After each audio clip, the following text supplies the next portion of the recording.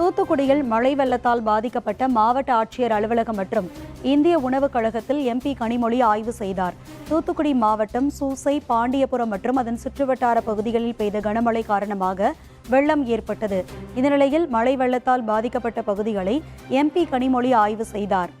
மேலும் மாவட்ட ஆட்சியர் அலுவலகம், இந்திய உணவுக் கழகம் உள்ளிட்ட பகுதிகளில் மழை பாதிப்பு குறித்து ஆய்வு மேற்கொண்டார். பின்னர் செய்தியாளர்களிடம் பேசிய அவர், தாமிரபரணி ஆற்றில் திறக்கப்பட்ட நீரால் கரையோரம் இருந்த பொதுமக்கள் பாதுகாப்பான இடங்களில் தங்க வைக்கப்பட்டுள்ளதாக தெரிவித்தார். மேலும் தூத்துக்குடி மாநகர பகுதியில் உள்ள பாதிப்புகள் விரைவில் சரி செய்ய நடவடிக்கை எடுக்கப்படும் என்று கூறினார். ஸ்ரீவைகுண்டம் அணையிலிருந்து வந்து கொண்டிருந்த தண்ணீரும் இப்போ 30,000 கியூசெக்ஸாக குறைந்திருக்கிறது.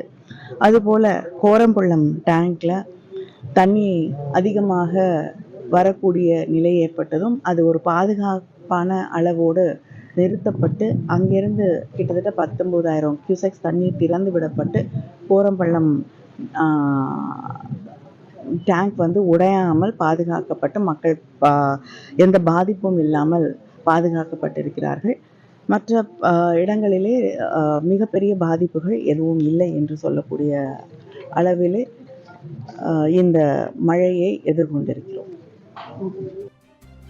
இதேபோல் ஆத்தூரில் நிவாரண முகாமில் உள்ள மக்களை சந்தித்த எம்பி கனிமொழி அவர்களுக்கு ஆறுதல் கூறியதுடன் அடிப்படை வசதிகள் மற்றும் உணவு ஏற்பாடு குறித்து கேட்டறிந்தார். தொடர்ந்து தாமிரபரணி ஆற்றில் நீர்வரத்து அதிகரிப்பின் காரணமாக போக்குவரத்து நிறுத்தப்பட்ட ஏரல் பாலம் பகுதியில் நடைபெற்று வரும் தடுப்பு நடவடிக்கைகள் குறித்தும் கேட்டறிந்தார்.